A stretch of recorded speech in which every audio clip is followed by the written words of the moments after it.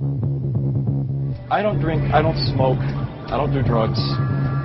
I play video games. News and Illuminated with your hosts, John DeLuna, XB, Weebum, Damn right I am. and Rob. Here we go. News and Illuminated. Hey everybody, it's your old friend John DeLuna back from hiatus. Damn work, damn the man. But I'm back this week. Two hosts, New Soundwave 97. Yeah, actually New Soundwave took a week off, I hear, through the grapevine. So we're back, refreshed, rested, and with Rob, XV, and Peter. Hello boys, how are you guys doing? Hello, sir. Dramatic pause. My butt hurts. Oh no! Oh no! We told Rob Springer to stop doing that next week. He's a creature of habit. Yeah. Great. So this week was a big week if you're into first-person shooters and Microsoft and giant brick houses of men who like to fight exploding, glowing humans. Gears of War 3 came out on Tuesday of this week at midnight. As big games are wont to do these days, with launch parties coast to coast, geeks and freaks running home giddily with their Gears of War 3 game. I will be one of them this weekend. I'm not that big of a geek. I'm close, but I didn't do the midnight thing. Anyway, Gears of War 3 has come out to rave reviews. It is, of course, Microsoft's other signature franchise, other than Halo. I have watched gameplay footage before we get into this. Let me just kind of set it up a little bit. It is gorgeous. It is spectacular. What I will say is, from what I've heard, is the story. I've kind of been spoiled on the story, but it does go into overdrive, explains a whole mess of stuff. We are not going to spoil, though. And actually, there's a really cool feature called Previously on Gears. Nice. Which is a great way, if you've never played a Gears game, to get caught up on the story. That's very helpful. And, of course, Gears of War, unlike Call of Duty, has a little bit more to the story and a little bit more reason to play the first-person or the single-player campaigns. So there are probably plenty of Gears fans that are interested in the story angle. The other thing about Gears is it is a 4-player co-op game now, and it comes fully robust with multiplayer action. So there's all kinds of things you can do in the suite. There's things called Warzone, Wingman, Capture the Flag, of course. There's Team Deathmatch. There's a Horde mode.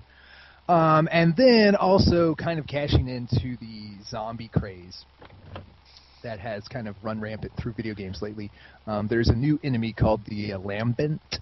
So they are essentially explodey, zombie, glowing, human-y things. So they're essentially, zombies.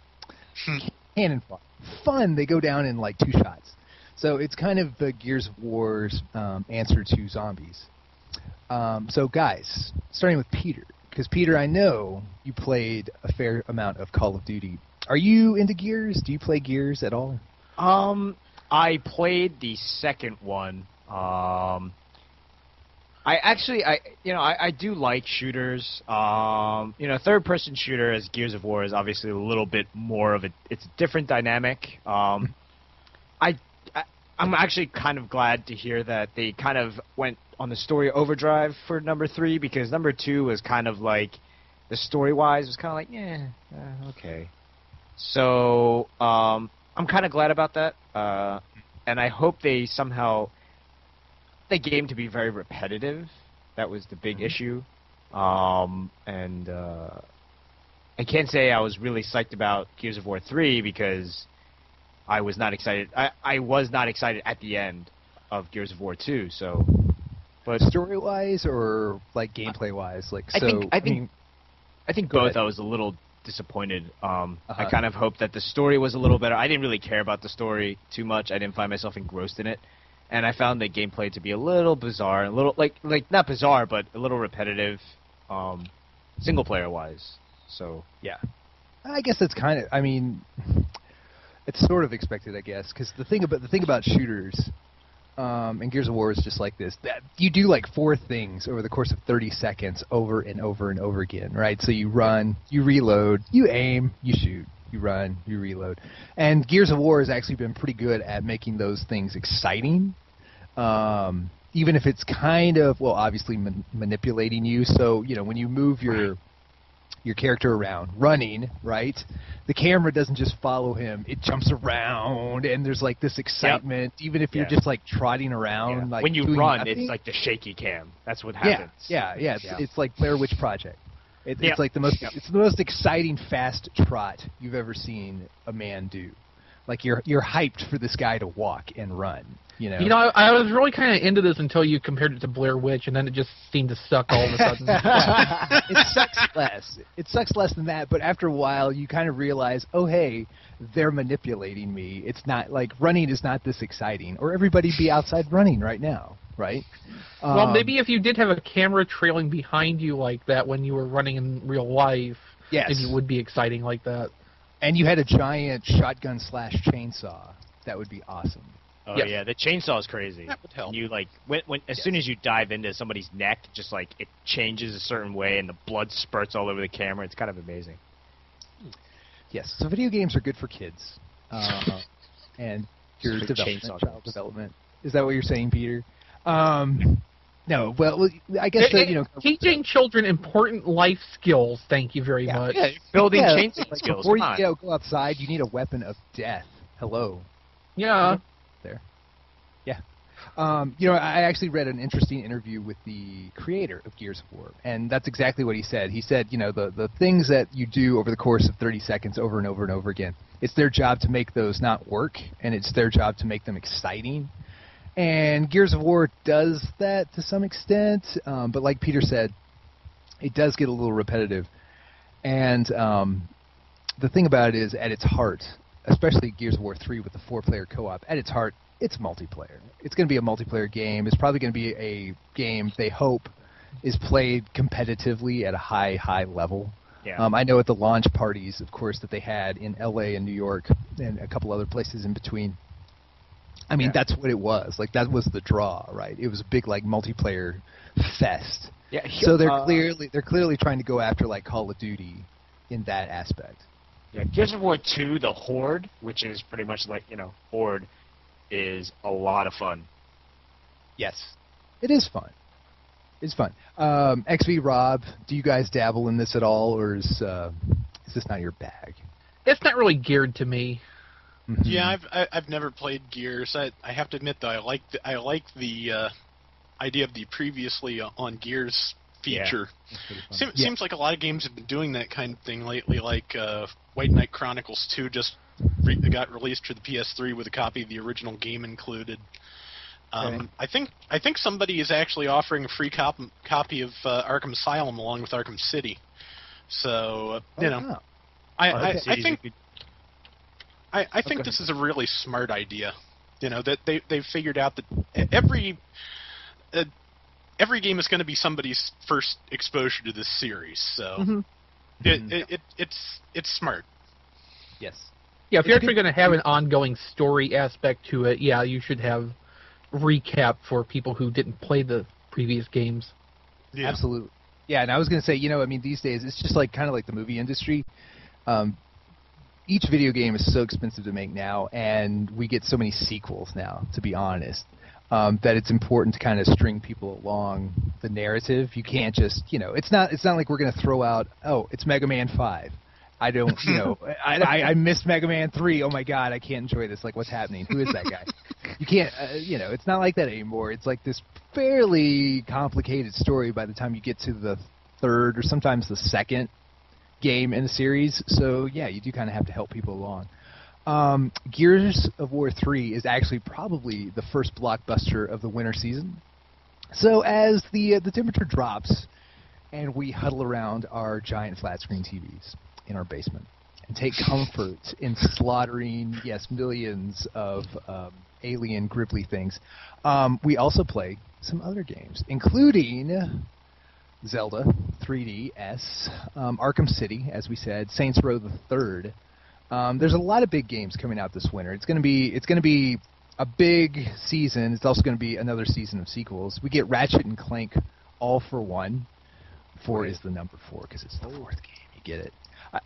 Have you guys played Ratchet and Clank? Any of the Ratchet and Clanks? I can't say I have. No. No. Is that one of those things? Is it like Arrow the Acrobat? Only for some reason somebody really likes Ratchet and Clanks, so they just it's keep. Probably a little better than that. I think it's just like you have to be in a certain kind of mindset at a certain age to really dig into that. Yeah, I guess so. I think we're all too old and suck too much. We're too bitter. We're too bitter. I feel like I'd get even more bored of Ratchet and Clank. Could you just go around blowing crap up, right?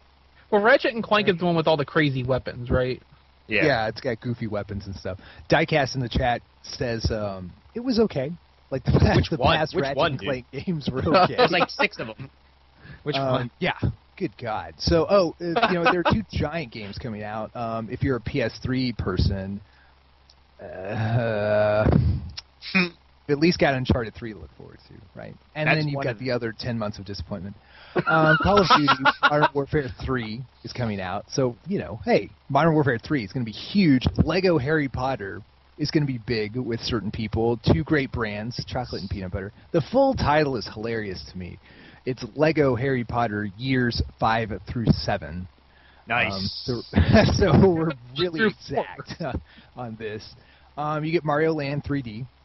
1 through 4. Assassin's Creed has another game coming out. Yeah. Mario Kart is coming out this season in December. Mario Kart. Yeah, and you also get stuff like FIFA, another NBA game, Metal Gear Solid. We're going to get a few of those. We're also going to get HD versions of Halo, Shadow of the Colossus, which is a great game, and Eco. So it's going to be a busy winter. Oh yeah, don't forget Modern Warfare 3's major competitor is Battlefield 3. Yes, Battlefield. Opening 3. in beta next month. Exciting. There are a lot of thirds on here, aren't there? There's a lot of thirds. There's a 4 here and there. IP, there's an HD remake here and there sprinkled through. Game IPs have for years been moving towards the same thing as films. They just keep, because it's so expensive that they don't know if they want to gamble on new IPs. So why not go for a yearly Modern Warfare release or a Battlefield release or a Let's Uncharted. ride that Ratchet and Clank gravy train, man. Right. Or do why don't they just bring back Crash Bandicoot? Like, well, with Saints Row, you can't really complain about this. No. Actually, it's a fun game. So I'm trying to blow through it so I can actually get to Saints Row the Third. But yeah, I'm really looking forward to Saints Row the Third coming out. Yeah. That's going to be a good one. And I'm sure it's going to do well because the first 2 games have been pretty significant financial successes, I think. So Saints Row 3, probably going to get a lot of hype. We're probably going to start seeing the hype for it pretty soon. There's all kinds of promo videos and stuff on YouTube and such if you look for it. Yeah. So they're already working on that. I'm sure we'll see a commercial too here and there, probably during some football games, things like that. Okay, so the 3DS. Oh, the 3DS. So the 3DS, as you probably know, is getting a gigantic, humongous, tacked-on second analog stick control. This is what we call a hardware upgrade. Not, I guess, a giant, gaudy, unmanageable hardware fix is what it is, I would guess. Well, it's going to come out. It's a hardware patch. Yeah, it's a hardware patch. That's a good way of putting it. Yeah, everybody loves a patch, right? Patches are meant to fix things. So this is. Of course, this patch you have to pay for and put batteries in. Yeah, and it's going to cost you, let's see, I think around $20. Not too bad, I guess, but still, yes. Oh, it also it doesn't make your system look, goofy at all. It's not like we're tacking on essentially what looks like, something the size of a cell phone onto the right side of your 3DS. Oh, man. It occurs to me what they really should have done when designing this was to make a similar dummy piece to put on the top half of the 3DS, so it would at least stay symmetrical. Well, the weird thing is it's pretty much like an analog stick, but it's a cradle. Mm-hmm. So it's kind of like a big piece of plastic that you slide the 3DS into. So it makes it even more necessarily robust, I guess you call it. Yes. It's like Nintendo said, this isn't big enough. We need to make it bigger. Right. Let's make it a tray, like a cafeteria tray, instead of if they did this for the DSi XL, that would be, that would be pretty appropriate. I'm looking forward to the pictures of the 3DS with the attachment next to an XL. That should be entertaining. That would be awesome. I would imagine Awesome. That will be awesome. So, yes. You are technically getting a second analog stick. Hooray. Moreover, the console will have several titles that will support this attachment. You would think. Monster Hunter Tri-G is coming out on December 10th, the same day as the analog stick.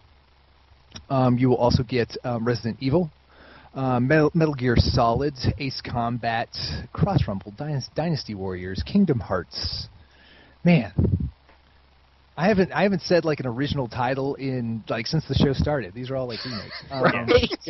Every story's got it's number 3, it's number 4, it's 8. The height of lazy, I gotta say, is the HD remake. Come on, people. Yeah, come really. on. Yeah. At least do something nice with. At least add like a perk or something, On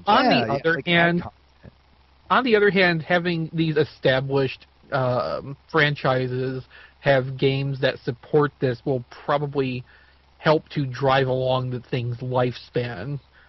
Yes. Yeah, but we don't even know. We don't even know if they're new versions of that same IP or if they're just ports.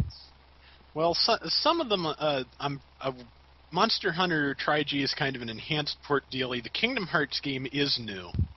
Okay. Yes, everything that's else. new, so. Yeah, everything else in between I really don't know about. And I'm looking at this list, and I'm seeing the same problem I saw last time we talked about this, which is that there are an awful lot of games here that will help move the 3DS in Japan. And I'm not seeing a lot here that I think is going to help move it here that much. Kingdom Hearts, maybe?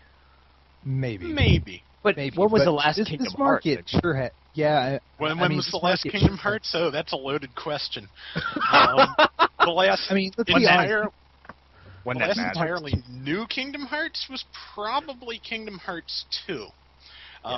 Which was, what, 2009? That was PS2 days. Oh, no. That was like, what, 2007 or something? Yeah, Was it that long ago? That was a ways PS2 back. days. Yeah. Damn. I'm told that Birth by Sleep is probably the closest thing for the PSP. The closest thing we've gotten to a new Kingdom Hearts game up to now, and not just a remake of one of the previous ones. But I've also heard it's quite good. But I'm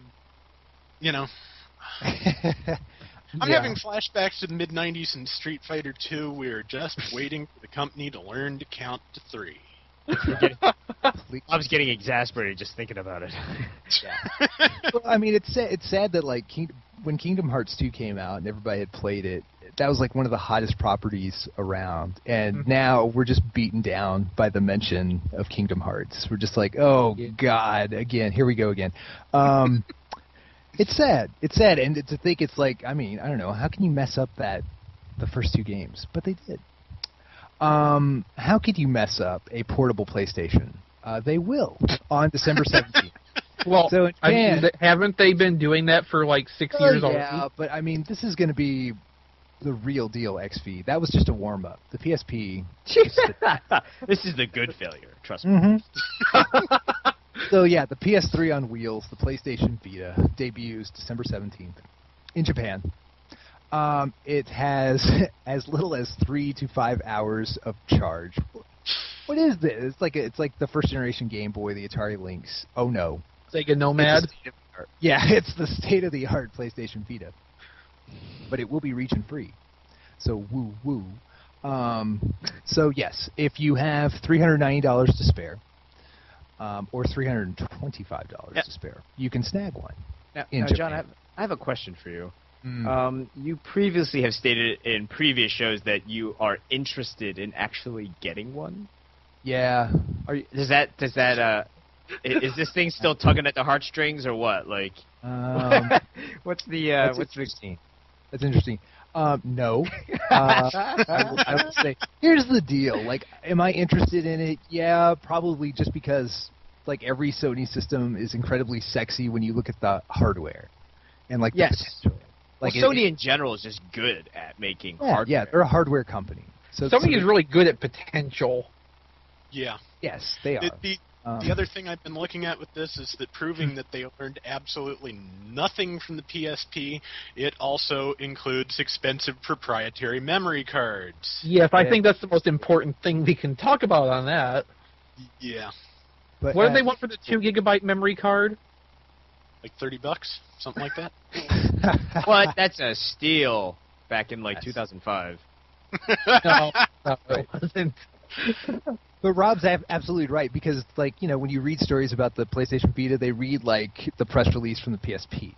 It's kind of sad. So, of course, like, you know, they have a big fighting game, or the fighting game of the day is going to be a launch title. It's going to be Ultimate Marvel vs. Capcom 3. They have, you know, some reruns of games that were popular 5 years previous. So, Hey, Katamari! yeah, right. Oh, hey, hello, Ninja Gaiden. You know, that kind of thing. You know, Metal Gear Solid. How are you? Zone Final Avengers. Fantasy X. Yes. So, and then also, yes, this is going to cost you like a month's rent, by the way. So, December 17th. Actually, between, you know, the big release list of ports and rehashes and all the other things, it sounds like an unholy fusion of the releases of the PSP and the 3DS. Yes. It's probably the worst of all possible worlds.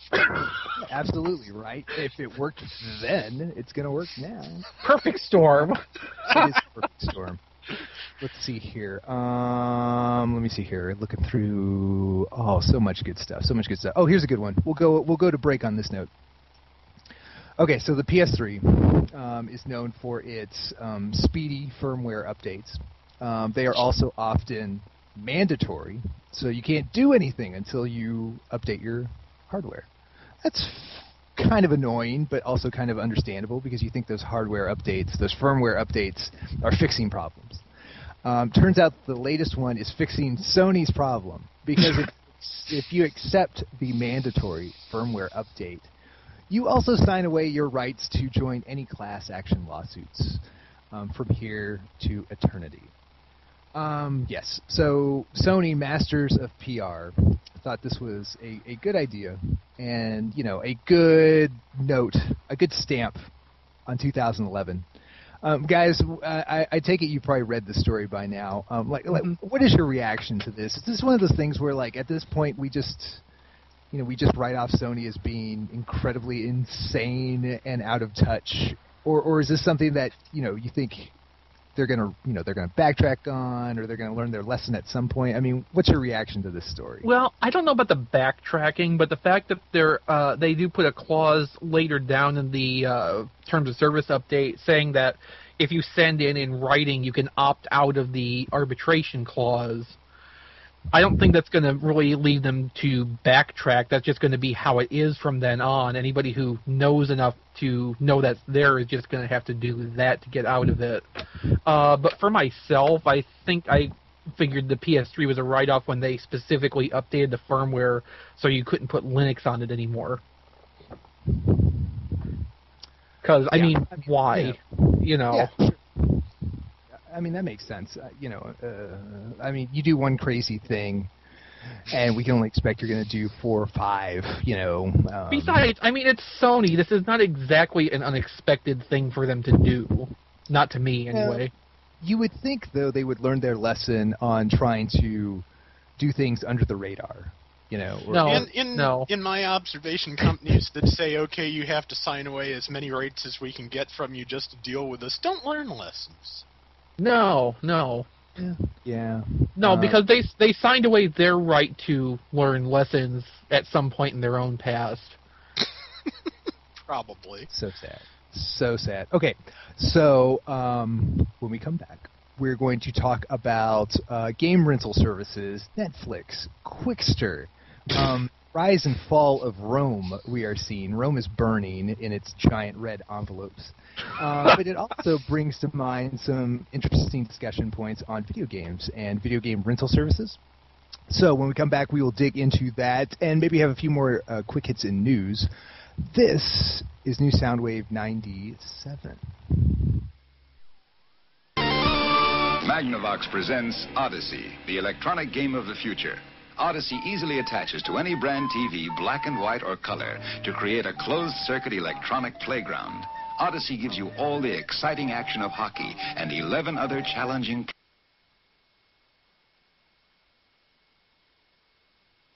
play and learning games for the entire family.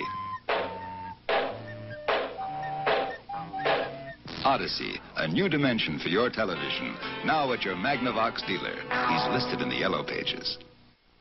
It came from the third dimension with its own brain,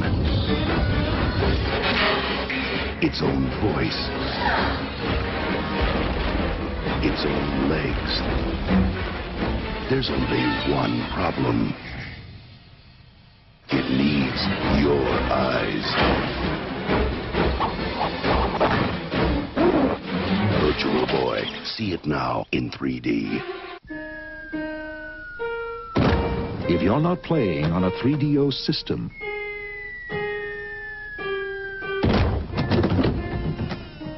what are you playing with? Presenting 3DO, the most advanced home gaming system in the universe. It's time to put away your toys. Get a free John Madden Football and Crash and Burn when you buy a 3DO system.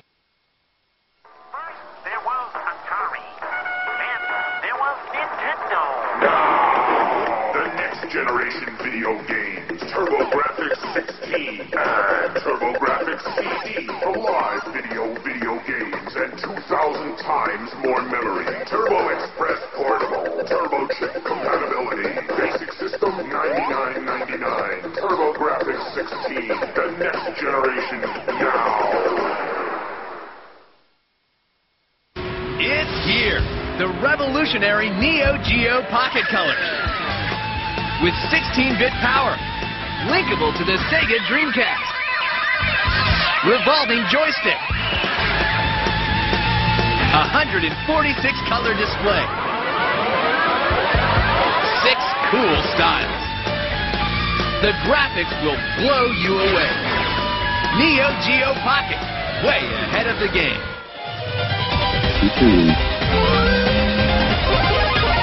New Sound. Woo, new Soundwave 97, coming to a close, coming down the stretch. Hey, another reason you may want to consider canceling your cable.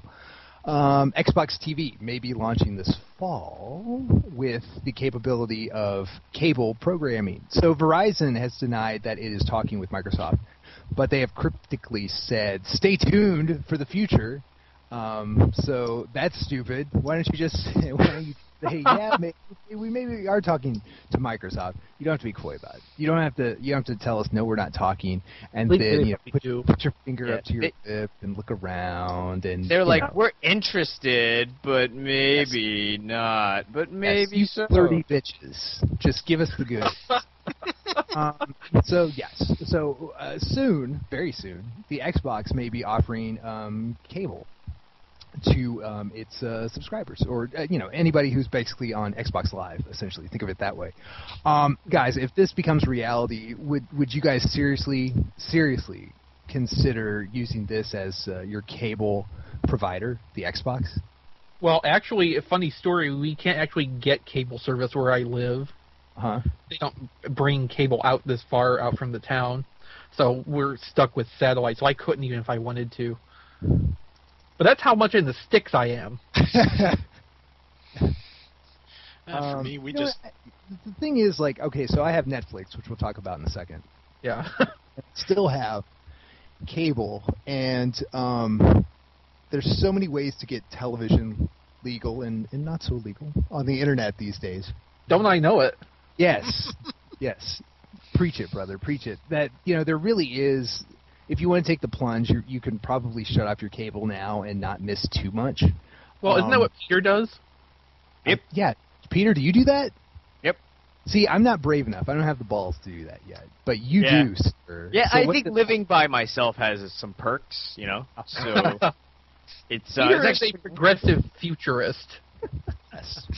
It's nice. I'll have to wean the girlfriend back onto it, but I think it's actually pretty nice because I found out I was watching some football games. I was like, man, I can't watch football games on ESPN anymore. And then bam, Xbox for ESPN for Xbox.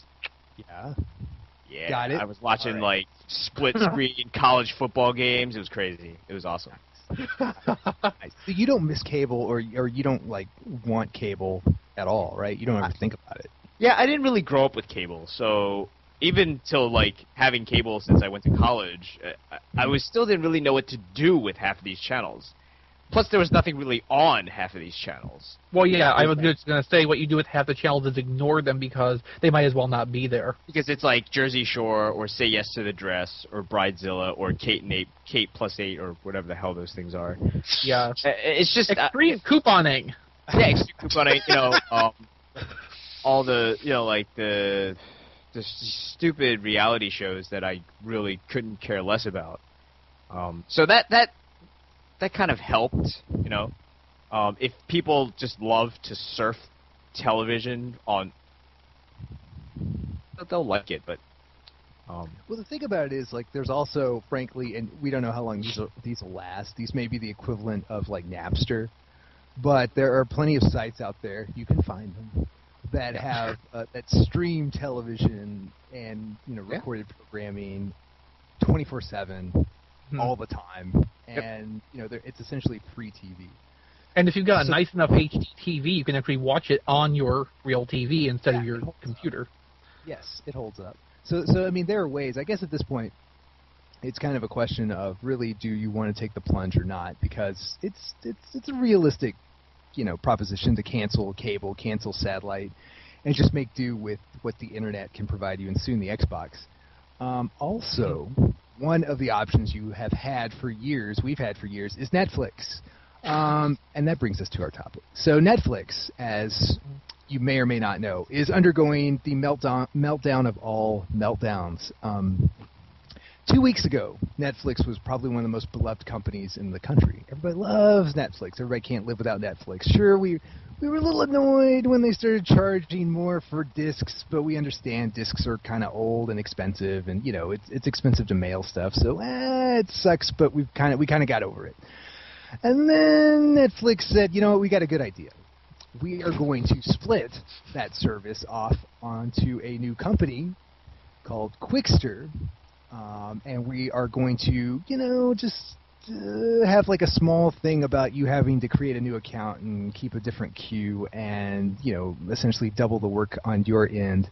And, oh, yes, still pay us $8 a month. And then if you want to follow us on Twitter on Quickster, it happens to be an incredibly profane guy who already owns that handle. And maybe you don't want to follow us on Twitter right now. It's a pot-smoking Elmo or something like that. Yes, it's pot Yes, smoking and my Elmo. understanding is that before Netflix announced the Quickster split, that person had not been active in several weeks.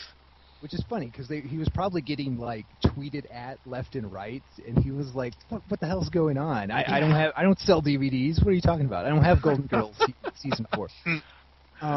So, yes. Well, he might. You never know. He is a pot-smoking Elmo. He might, and everybody loves Golden Girls. So, especially season 4. Absolutely. The best season. Estelle Getty was at her peak then. Anyway. So Netflix is undergoing this brand service meltdown. People are confused. The stock price has dropped like a rock.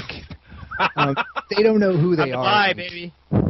They don't know who they are anymore. But one of the interesting tidbits they mentioned was Quickster may start offering video games. So it would be a competitor to GameFly and a couple others. That brings up the question for you guys. Kind of the topic for the week is, these game services, the services that, are essentially Netflix but games. Have you guys ever dabbled in those? Has that ever seemed like an attractive thing to you? What do you guys think of that model? Do you think its days are numbered? What are your thoughts on that? Game rental reminds me of when I was a young child, when we had a neighborhood video rental store, and they rented Nintendo games for 99 cents each for 3 days. On the nostalgia point, it's kind of appealing, but the reality is I just don't care enough about playing games these days to really make it worthwhile. I mean, so you wouldn't play through the games fast enough? Almost certainly not. To them going like Netflix. The thing about Netflix is, I guess, for movies is, so what is it, a tops 2 or 3 hours, and then you're done. You're done with what your rental. It's also great because you can keep them for as long as you want. Mm-hmm. So yeah, the thing about it is, I think I'm pretty sure GameFly will charge you. If you keep the game for 3 or 4 months, it's going to cost you $80 by the time. Yeah, they're just going to keep charging you your membership. Yeah. Yes. So that's $18 a month. And if you don't want to go with the subscription mail-away plan like that, a lot of red boxes now are offering video game rentals too for I think $1.50 or $2 a night. $2 a day. Yeah. Yeah. I actually would probably be more likely to do that since there's no recurring cost associated with that, except for the time I actually keep the game out. Yeah. It's not a monthly fee when I might not use it for 2 months before the next game. Yeah, I'm a little leery of recurring charges like that anyway, but that's, just my personal paranoia. Only time I've ever actually used GameFly is I've bought a couple of used games off them, and every time they've been great shape, so I've, got to give them compliments for that. Do they have pretty good prices on used games? Yeah, actually, they have some of the best prices I've seen around. I'm kind of thinking about getting Transformers War for Cybertron from them because they have it for $15 right now. So. Okay. Really? Yeah. Not bad. The 360 version too? I think so. Not 100% sure on that. I might have to look into that. Guess so. I would guess so. War for Cybertron, a good game, a decent game. Worth $15, I'd say that. I'm also hoping Dynasty Warriors Gundam 3 will show up sometime soon, but or in my case 2 or 1, whatever. 2's probably in its way. 2 is probably the best of them, but 3 is really pretty on an HD TV. So yeah, I'm more just thinking about which one would be $15 first. See, I think the issue with they haven't really gone through how they're going to do Quickster and the video game rentals. If it is just like Netflix for the DVDs, like how it is now, and you can keep it for as long as you want, that'd be awesome. Mm-hmm. That'd actually be pretty great. However, if they do, like a GameFly or GameTap kind of thing, which is here's a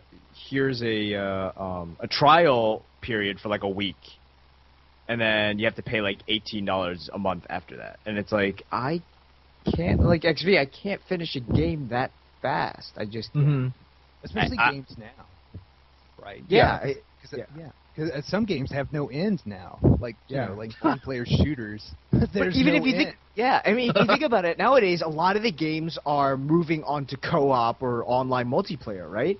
So the idea is games never really end anymore. So what's the point of actually renting it? Unless there's still some people who don't care about that. They just play through the single player and then boom, they're done. Mm-hmm.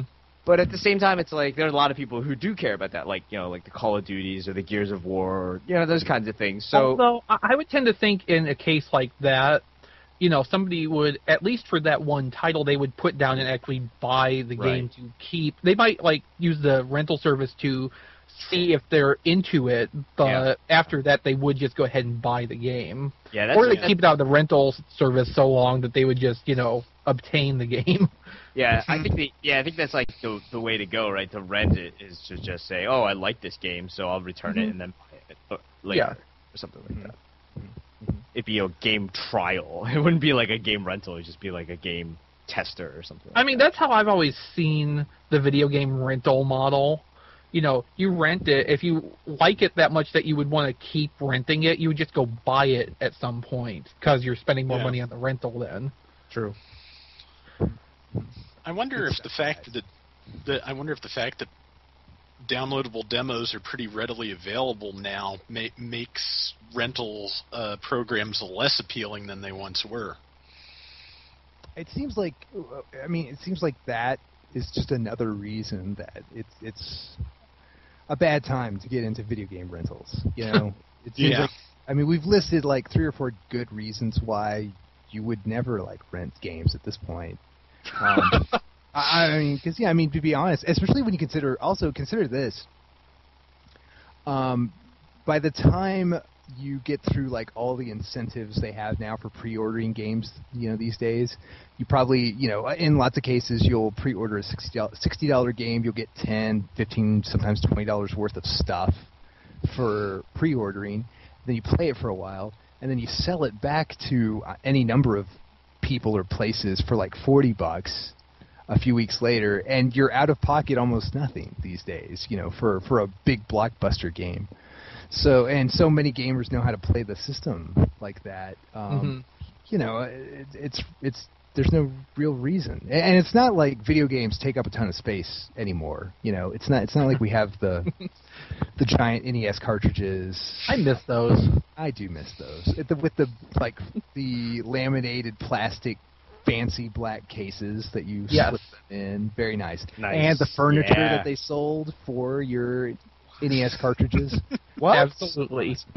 What? Yes. Oh yeah, they sold. Yeah. You don't remember? Peter is 12, so Peter doesn't. Whoa. All right, I didn't get into these lavish lifestyles of getting my video game furniture. Trust me, my friend, they were not lavish. So yeah, they would sell like. Was it like well, this was back in the day when like TVs looked like furniture still. You know what I mean? Right. Yeah. It had like an arm. It was like a whole like armoire thing. You had like put like jewelry in the boxes and stuff.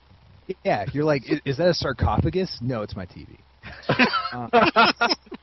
Actually, and a more modern take on that would be, is that a sarcophagus? No, it's a Microsoft Xbox.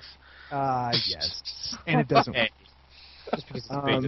So they did all sorts of stuff. So I was looking through like a Sears catalog, don't ask me, from like 1985 or something like that the other day, and they had it was like a wooden cabinet. It was built to fit your NES cartridges, and your system and your controllers and all this. I remember seeing ads for stuff like that in the video game magazines at the time too. Yeah. It was crazy, man. It was crazy. Also in the chat, I posted a picture of a branded one with a horribly deformed Mario with like soulless eyes and just an all-around kind of creepy vibe going on. But it is a Nintendo cabinet, hence it is awesome. Although what I want to know is what the shelf above the NES in that picture is for. Let's have a look. The NES. The SNES. No, it looks like somebody just made this. They bought like a thing from like Office Depot. Well, I mean, I'm not saying they were expensive looking. I'm not saying they met your standards, Peter, but they were real. Well, it doesn't have the Nintendo seal of approval, so therefore I'm not buying it. Okay. It's not good enough for my NES. Right. It cannot have happened. This didn't happen. It was a lie. They actually still do, to a lesser extent, furniture for video game stuff. I know they did like a tower for 360 and Wii, where you could, like, on the side, it had a rack where you could hang your Guitar Hero guitar, and then in the center you could put your games. And they had like little charging stations and stuff like that. Yep. That's stupid. That's stupid. I'm gonna be an old. I don't know. I think any dedicated furniture for your video game stuff is kind of stupid, but I don't think that's a new development. Yes. Well, I mean, I have a shelf that has, like, right under my TV that has my Xbox and stuff, but I wouldn't say I would ever buy furniture for it. It's just I mean, you have, little entertainment centers or whatever for your DVD players and satellite boxes and what have you, and you can put your video games on there too. It's just not a dedicated platform for that. Yeah. Oh yeah, I've totally seen this cartridge holder. Yeah, I'm posting all sorts of crappy furniture. Yeah, and it has a Nintendo seal of approval. I would buy this. Okay. I remember the cartridge cabinet. I do remember that. It looks like a And it does have the Nintendo seal of approval. Nice. It looks like a doorless bread cabinet is what it looks like. Seriously. Yeah, which is Actually, what I... you remember, like, the, it was for sewing stuff, the little thing with the drawers in it. Your grandmother probably has one. It reminds me of that, the little thing to keep the buttons and the needles and everything separate. Yep. Like the sewing tackle box deal. Yeah. Sure. Yeah. Yes, only for, I don't know, Mario 3 and, Rad Racer. Does this say that it's by ALS Industries? It's made by Lou Gehrig's disease? Oh, it's falling apart. Oh. You see that the box is all, like, dystrophied? Yes, we went there. That's awesome. Anyway, yeah, Nintendo had a bunch of this stuff going on. Hey, Nintendo, in the NES days, Nintendo was a whore for just about any kind of merchandise. I mean, you know, you could ask them, hey, can we put it on ice cream bars? Yes. Can we put it on, like, bikes? Oh, yes. You know what I remember? Super Mario fruit snacks. Ah, delicious. I remember those. They were pretty good. Yeah, and even, like, in our commercial breaks on New Soundwave, we've got Nintendo cereal. We've got Sonic cereal, too, but, you know. Next thing you're going to tell me there was Kirby marshmallows or something. Actually... Oh, God. It's possible. It's possible. You know, I bet there's a bunch of, like, contemporary cereal that we don't realize. Like, there's a bunch of recent, probably, video game properties that have had cereal and fruit roll-ups and stuff. We just don't pay attention to it. Yeah, you're right. Fruit roll-ups and fruit snacks, maybe, but I don't think there have been that many licensed character cereals in recent years. I don't even remember the Sonic cereal, honestly. No, I never saw that. I really like Pac-Man cereal, though. I wish they still made that. It's out there. You know, I guess the Tiny Toon Adventures breakfast cereal. The Mario Zelda cereal was like around for like 10 years or something like crazy like that. It was like the same. It was like the same shipment. It's like nobody bought it. In fact, if you want to buy some, I guess. Oh, never mind. It's just an ad for it. Dang it! On eBay, they were selling it, and I was like, awesome. 25-year-old cereal. That's probably still good. That's the power of preservatives. I read an article where somebody bought a 25-year-old box of cereal, and it was not pretty. Oh. Okay. Nice. It was like the Curse of the Mummy. It, like, just released. Well, I mean, Rob, you could tell stories of like old cornmeal too, but. Oh yeah, that. Turns out, okay, I'll tell the story real quickly. Had an old freezer in our basement. Had to get rid of it, took it out for bulk trash. We opened it up. When it stopped working, we took out all the immediately perishable things 10 years ago and forgot about 6 bags of cornmeal. Oh God. Yeah, that was horrifying. Good stuff. Hey, good show this week, guys. Way to end on a high. Next week we will. It was a high. I mean, you know, you'll probably get high from the fumes from the the rancid food. And yes, 25-year-old Oreo hard cereal. Anyway, okay. I'm not sure how game rentals really got us into cereal anyway. Yeah, well, it's fun. We like food. We like video games. We like video game food. What you gonna do? So, actually, next week, let's carry this conversation over. I'm gonna get a list of like the most bizarre video game merchandise licensing. Oh, that'll be Yeah. That'll be great. Awesome. Dig into that. We'll have fun. Please join us, because that'll be New Soundwave 98. For New Soundwave 97, I am John DeLuna. For XV, for Rob, for Peter. We will see you next week. 2, 1, 0. Game over.